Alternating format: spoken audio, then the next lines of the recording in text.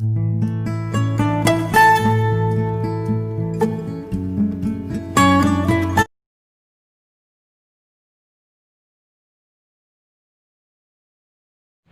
Students, तो आज की वीडियो क्लास 9th के लिए है और इस वीडियो में हम कुछ इम्पोर्टेंट पॉइंट्स को डिस्कस करेंगे जो क्लास 10th और 11th और 12th के लिए भी आपके लिए हेल्पफुल रहेंगे। तो यहाँ पर मैं 3 टॉपिक्स को डिस्कस करूँगा, जैसे एटॉमिक नंबर, मास नंबर और इलेक्ट्रॉनिक कॉन्फ़िगरेशन ऑफ एलिमेंट्स। तो इन्हीं टॉपिक्स को हम यहाँ पर डिस्कस करेंगे। तो स्टूडेंट्स, आपको इस साइड कुछ एलिमेंट्स लिखे हुए दिखाई दे रहे हैं। तो ये एलिमेंट्स किसी पर्टिकुलर सीरियल में मैंने लिखे हैं। तो स्टूडेंट्स, इन्हीं एलिमेंट्स को हम कोई पर्टिकुलर सीरियल नंबर असाइन करेंगे।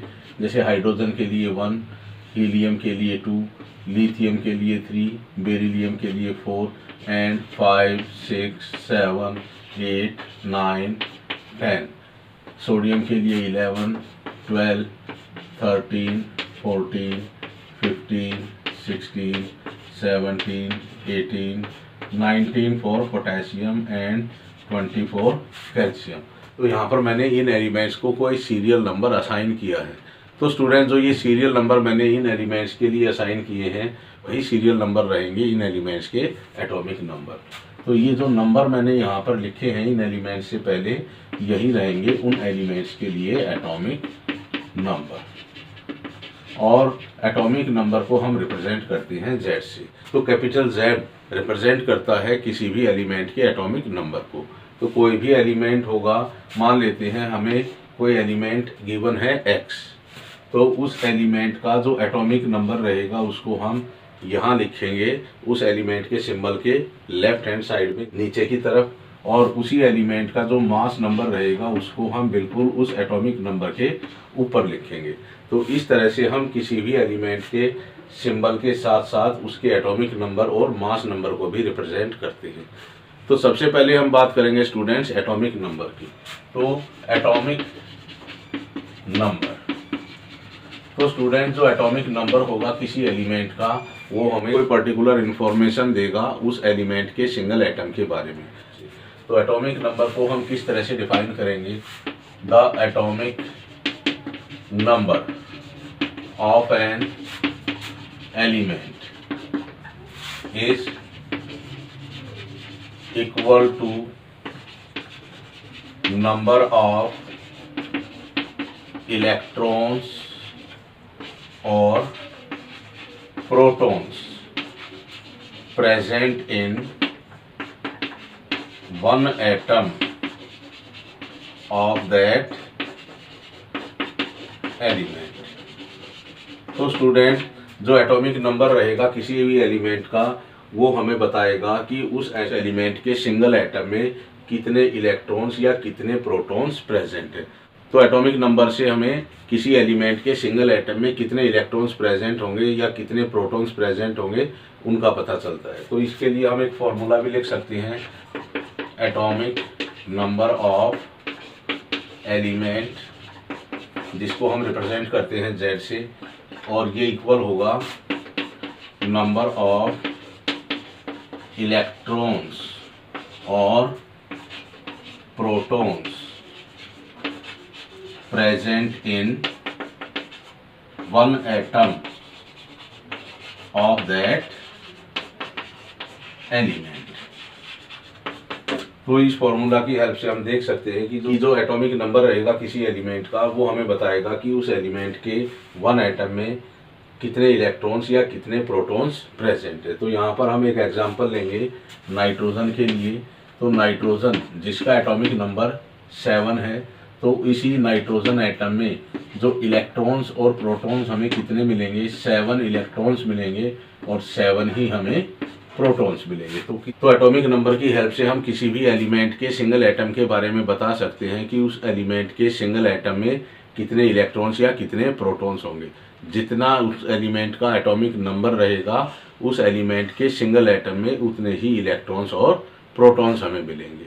तो स्टूडेंट्स, नेक्स्ट टॉपिक है मास नंबर, और मास नंबर को हम A से रिप्रेजेंट करते हैं। तो मास नंबर से रिलेटेड कुछ पॉइंट्स रहेंगे, उनको मैं पहले डिस्कस करूंगा कि कोई भी एटम है, वो एटम क्या रहेगा? Neutral, means no total charge on that atom, या हम ये कह सकते हैं कि उस सिंगल एटम पर जो टोटल चार्ज रहेगा वो रहेगा इक्वल टू 0। और किसी भी एटम में हमें 3 सब एटॉमिक पार्टिकल्स मिलेंगे, इलेक्ट्रॉन, प्रोटॉन और न्यूट्रॉन। तो जो प्रोटॉन और न्यूट्रॉन होंगे वो उस एटम के न्यूक्लियस में प्रेजेंट होंगे, और जो इलेक्ट्रॉन्स होंगे वो आउटसाइड द न्यूक्लियस हमें मिलेंगे, आउटसाइड द न्यूक्लियस। तो स्टूडेंट्स, जो मास नंबर को हम डिफाइन करेंगे किसी भी एलिमेंट के लिए, उसके लिए हम यूज करेंगे उस एलिमेंट के एटम में नंबर ऑफ न्यूट्रॉन्स और प्रोटॉन्स को। तो स्टूडेंट्स, हम किस तरह से मास नंबर को डिफाइन करेंगे? The mass number of an element is equal to sum of number of protons and neutrons। और प्रोटॉन्स और न्यूट्रॉन्स कहाँ मिलेंगे हमें? किसी एटम में, उस एटम के न्यूक्लियस में। Number of protons and neutrons present in nucleus of one atom of that element। तो किसी एलिमेंट का मास नंबर क्या होगा? Mass number of an element is equal to sum of number of protons and neutrons present in nucleus of one atom of that element. किसी भी element के single atom के nucleus में टोटल नंबर ऑफ प्रोटॉन्स और neutrons कितने present होंगे, वही उस एलिमेंट के लिए मास नंबर रहेगा। तो मास नंबर के लिए भी हम फॉर्मूला यूज कर सकते हैं, मास नंबर। और मास नंबर को हम रिप्रेजेंट करते हैं ए से, और ये क्या है? Is the sum of number of protons and number of neutrons. और नंबर ऑफ न्यूट्रॉन्स को हम रिप्रेजेंट करते हैं एन से, और नंबर ऑफ प्रोटॉन्स को हम रिप्रेजेंट करेंगे पी से। तो P plus N is equal to mass number of that element. तो मास नंबर से हमें पता चलता है कि किसी भी एलिमेंट के सिंगल एटम के न्यूक्लियस में टोटल नंबर ऑफ प्रोटॉन्स और न्यूट्रॉन्स कितने प्रेजेंट हैं। और इसी फॉर्मूला की हेल्प से हम फाइंड आउट कर सकते हैं किसी एटम के न्यूक्लियस में टोटल नंबर ऑफ न्यूट्रॉन्स कितने रहेंगे, क्योंकि यहाँ जो हमने P यूज़ किया है, और P रिप्रेजेंट करता है नंबर ऑफ प्रोटॉन्स को, और P की वैल्यू क्या रहेगी? P is equal to atomic number of that element. तो इसकी जगह हम लिख सकते हैं Z plus N is equal to P। तो मास नंबर क्या रहेगा किसी भी एलिमेंट के लिए? Mass number is equal to sum of atomic number of that element and number of neutrons present in nucleus of that atom। Students, mass number के लिए क्या फॉर्मूला है? A is equal to Z plus N, या Z की जगह हम लिख सकते हैं P प्लस N, और ये भी क्या रहेगा? Equal to mass number. तो इसके लिए हम यहाँ पर कुछ एग्जांपल लेंगे। सल्फर का हम एग्जांपल लेते हैं, सल्फर का जिसका एटॉमिक नंबर 16 है और उसका मास नंबर है 32। यहाँ जो 16 वैल्यू हमें जो मिलती है वो क्या है? उसका एटॉमिक नंबर है, और 32 is the mass number of sulphur atom. तो इन्हीं की हेल्प से उस सल्फर एटम के न्यूक्लियस में टोटल नंबर ऑफ न्यूट्रॉन्स हम कैलकुलेट कर सकते हैं। तो इसी फॉर्मूला का हम यहाँ यूज़ करेंगे। ए की वैल्यू क्या रहेगी उस सल्फर के लिए? 32, और पी की वैल्यू हमें मिलती है उस एलिमेंट के एटॉमिक नंबर से। तो एटॉमिक नंबर ऑफ सल्फर कितना है? 16 है। नंबर ऑफ न्यूट्रॉन्स हमें कैलकुलेट करने हैं। तो और जब इस इक्वेशन को हम सॉल्व करेंगे, 32 minus 16 is equal to n, और n की वैल्यू हमें क्या मिलती है यहाँ पर? 16। तो उस सल्फर एटम के न्यूक्लियस में हमें 16 प्रोटॉन्स और 16 ही न्यूट्रॉन्स मिलेंगे, और उस न्यूक्लियस के अराउंड हमें 16 इलेक्ट्रॉन्स मिलेंगे। अब हम बात करेंगे इस फॉस्फोरस एलिमेंट के लिए जिसका एटॉमिक नंबर है 15 और इसका मास नंबर है 31। तो 15 जो वैल्यू है वो क्या है? एटॉमिक नंबर Z, और जो 31 है that is the value of mass number A। तो यहाँ से भी हम नंबर ऑफ न्यूट्रॉन कैलकुलेट कर सकते हैं जब हम फॉस्फोरस के मास नंबर में से हम एटॉमिक नंबर को माइनस करेंगे। तो मास नंबर क्या है यहाँ पर फॉस्फोरस का 31 और इसका एटॉमिक नंबर क्या है 15 है। तो हमें जो नंबर ऑफ न्यूट्रॉन्स मिलते हैं फॉस्फोरस एटम में वो है 16। तो अब यहाँ एक एक्सेप्शनल केस रहेगा हाइड्रोजन के लिए। तो हाइड्रोजन जिसका एटॉमिक नंबर 1 है उसका मास नंबर भी क्या है 1 है। तो 1 is the value of Z for hydrogen and 1 is the value of mass number A for hydrogen atom. तो हाइड्रोजन एटम का मास नंबर 1 है और उसका एटॉमिक नंबर भी 1 है। तो यहाँ से हम नंबर ऑफ न्यूट्रॉन्स कैलकुलेट करेंगे इस हाइड्रोजन एटम के लिए। तो नंबर ऑफ न्यूट्रॉन कैलकुलेट करने के लिए फॉर्मूला रहेगा n is equal to A minus Z। और A की वैल्यू कितनी है 1 है और Z की वैल्यू भी कितनी है यहाँ पर 1 है। तो टोटल नंबर ऑफ न्यूट्रॉन्स हमें उस हाइड्रोजन एटम के न्यूक्लियस में कितने मिलेंगे 0। तो स्टूडेंट्स हाइड्रोजन एटम के न्यूक्लियस में हमें एक भी न्यूट्रॉन नहीं मिलेगा। तो कई बार ये क्वेश्चन पूछ लेते हैं name the element whose atom does not contain any neutron. तो वो एलिमेंट रहेगा हाइड्रोजन। हाइड्रोजन एटम के न्यूक्लियस में हमें एक भी न्यूट्रॉन नहीं मिलेगा, उसके न्यूक्लियस में हमें केवल एक प्रोटॉन मिलेगा। इसीलिए हाइड्रोजन एटम को हम कई बार प्रोटॉन भी बोलते हैं या प्रोटियम भी बोलते हैं। तो स्टूडेंट्स इस वीडियो का जो नेक्स्ट पार्ट है वो बहुत ही इंपॉर्टेंट है, क्योंकि अब हम डिस्कस करेंगे एलिमेंट्स की इलेक्ट्रॉनिक कॉन्फ़िगरेशन के बारे में। तो इलेक्ट्रॉनिक कॉन्फ़िगरेशन बहुत हेल्पफुल है हमें किसी भी एलिमेंट की वैलेंसी को फाइंड आउट करने के लिए, क्योंकि जब भी हम किसी एलिमेंट की वैलेंसी को कैलकुलेट करेंगे उसके लिए सबसे पहले हमें उस एलिमेंट की इलेक्ट्रॉनिक कॉन्फ़िगरेशन लिखनी होगी। तो इलेक्ट्रॉनिक कॉन्फ़िगरेशन क्या होगी एलिमेंट्स की, सबसे पहले हम इसी को पढ़ेंगे। Electronic configuration of an element is the distribution of electrons in different orbits or shells in an atom of that element। किसी भी एलिमेंट की इलेक्ट्रॉनिक कॉन्फ़िगरेशन हमें बताएगी कि उस एलिमेंट के सिंगल एटम में जितने भी इलेक्ट्रॉन्स प्रेजेंट होंगे उन सभी इलेक्ट्रॉन्स को डिफरेंट शेल्स या ऑर्बिट्स में किस तरह से डिस्ट्रीब्यूट किया गया है, कि उस एटम के डिफरेंट ऑर्बिट्स में कितने इलेक्ट्रॉन्स प्रेजेंट हैं और उस एटम में जो इलेक्ट्रॉन्स रहेंगे उन इलेक्ट्रॉन्स को किस तरह से डिफरेंट शेल्स में या ऑर्बिट्स में डिस्ट्रीब्यूट किया गया है। ये सब कुछ हमें पता चलता है उस एलिमेंट की इलेक्ट्रॉनिक कॉन्फ़िगरेशन से। तो स्टूडेंट्स किसी भी एटम के ऑर्बिट में मैक्सिमम कितने इलेक्ट्रॉन्स प्रेजेंट होंगे उसको हम फाइंड आउट करते हैं बाय फॉर्मूला 2n²। और जो फॉर्मूला है 2n², it gives the maximum number of electrons present in any orbit और शेल ऑफ एन एटम। किसी भी एटम के किसी भी सेल में मैक्सिमम कितने इलेक्ट्रॉन्स प्रेजेंट होंगे उनको हम फाइंड आउट कर सकते हैं या कैलकुलेट कर सकते हैं बाय फॉर्मूला 2n²। और जो n है इस फॉर्मूला में वो रिप्रेजेंट करेगी नंबर ऑफ ऑर्बिट को, कि कौन सा ऑर्बिट है, उस ऑर्बिट में मैक्सिमम कितने इलेक्ट्रॉन्स प्रेजेंट हो सकते हैं।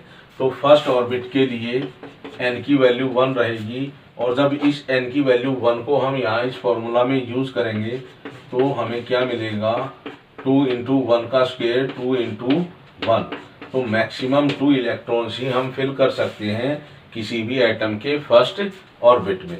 अब सेकंड ऑर्बिट में मैक्सिमम कितने इलेक्ट्रॉन्स हम फिल कर सकते हैं उसके लिए हम n की वैल्यू 2 यूज़ करेंगे इस फॉर्मूला में। तो 2 × 2 का स्क्वायर 2 × 4 इज इक्वल टू 8। तो मैक्सिमम 8 इलेक्ट्रॉन्स फिल कर सकते हैं हम सेकंड ऑर्बिट में।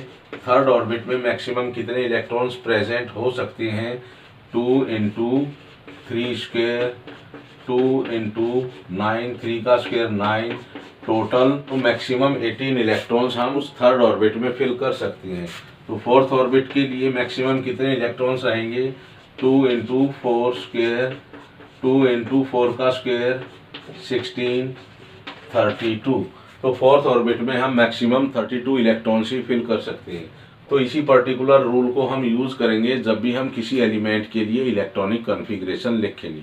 तो स्टूडेंट्स, एक इम्पोर्टेंट पॉइंट और रहेगा यहाँ इलेक्ट्रॉनिक कॉन्फ़िगरेशन से रिलेटेड, कि जब भी हम किसी एलिमेंट के आउटर मोस्ट ऑर्बिट में इलेक्ट्रॉन्स फिल करेंगे तो बोहर-बरी रूल के अकॉर्डिंग हम उस आउटर मोस्ट या वैलेंस शेल में हम 8 से ज़्यादा इलेक्ट्रॉन्स फिल नहीं कर सकते।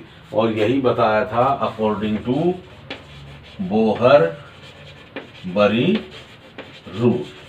तो बोहर-बरी रूल में यही बताया गया है कि कोई भी एटम हो, जब उसके आउटर मोस्ट शेल में हम इलेक्ट्रॉन्स की फिलिंग करेंगे तो वहाँ पर हम 8 से ज़्यादा इलेक्ट्रॉन्स उस ऑर्बिट में या शेल में नहीं फिल कर सकते।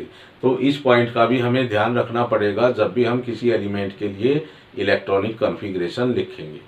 तो स्टूडेंट्स, मैंने यहाँ पर एक डायग्राम बनाया है जिसमें फर्स्ट, सेकंड, थर्ड और फोर्थ ऑर्बिट दिखाए गए हैं और यहाँ पर न्यूक्लियस है।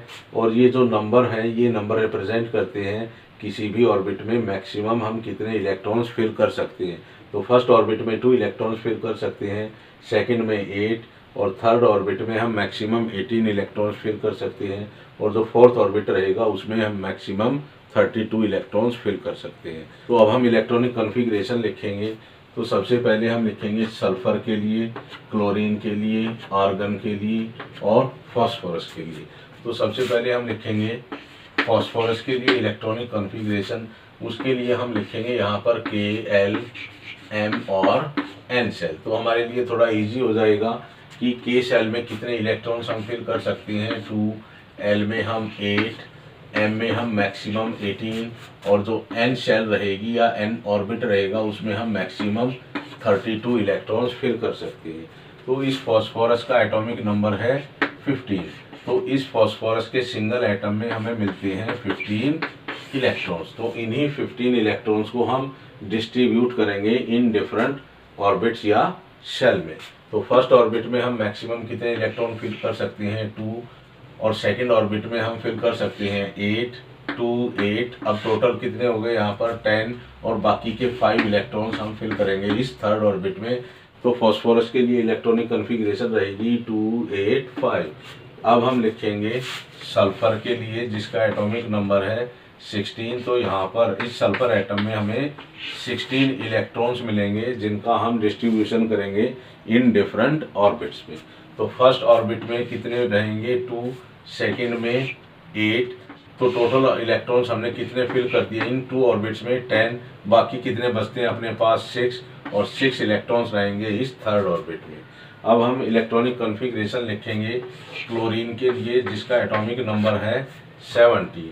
तो 17 ही इलेक्ट्रॉन्स हमें मिलेंगे क्लोरीन के 1 एटम में, जिनमें से 2 इलेक्ट्रॉन्स मिलेंगे हमें फर्स्ट ऑर्बिट में, 8 इलेक्ट्रॉन्स मिलेंगे हमें सेकंड ऑर्बिट में और थर्ड ऑर्बिट में हमें मिलेंगे 7 इलेक्ट्रॉन्स। तो टोटल नंबर, तो अब यहाँ पर अब हमने उन 17 इलेक्ट्रॉन्स को इन 3 ऑर्बिट्स में फिल कर दिया है और यही रहेगी उस क्लोरीन के लिए इलेक्ट्रॉनिक कॉन्फ़िगरेशन।